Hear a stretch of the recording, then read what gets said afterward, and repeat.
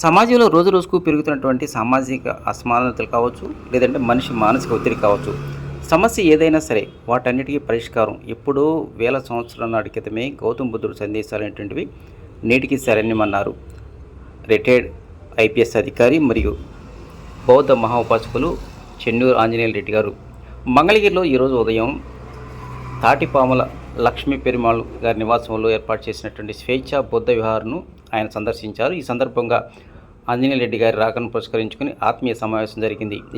మంగళగిరి బుద్ధ విహార్ ఆధ్వర్యంలో జరిగినటువంటి కార్యక్రమంలో రిటైర్డ్ ఐపీఎస్ అధికారి ఆంజనేయ రెడ్డి మాట్లాడుతూ, ప్రతి మనిషి ఉదయం లేచిన దగ్గర నుంచి రాత్రి నిద్రపోయేంత వరకు నీతి నిజాయితీతో బతకాల్సిన అవసరం ఉంది. మనం నీతి నిజాయితీ అనేటువంటిది లేకుండా ఎన్ని దానాలు చేసినా, ఎంత ధ్యానం చేసినప్పటికీ ప్రయోజనం ఉండదంటారు.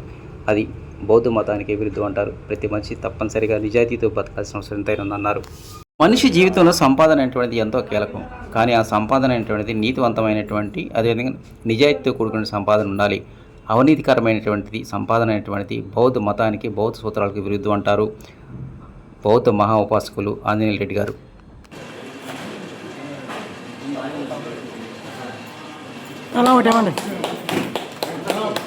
ఉంది, జాతక పార్కు ఉంది.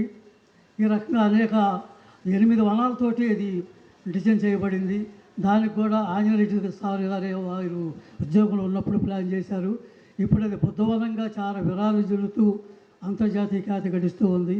ఈ రకంగా వారు బౌద్ధానికి కూడా ఎనలేని సేవలు చేసినటువంటి పరిస్థితి ఉంది. వారిని ఒకసారి వచ్చి మరి పెరుమాళ్ గారు ఈ ప్రాంతంలో ముఖ్యంగా ఈ మధ్యకాలంలో స్థలాలు చాలా విలువ స్థలం నిరోధించడానికి అష్టాంగ మార్గాన్ని పెట్టారు. ఇది ఫస్ట్ టైం మన దేశంలో మనిషి ప్రాబ్లం ఏమిటి మనిషి దాన్ని ఏ విధంగా మనం నిరోధించవచ్చు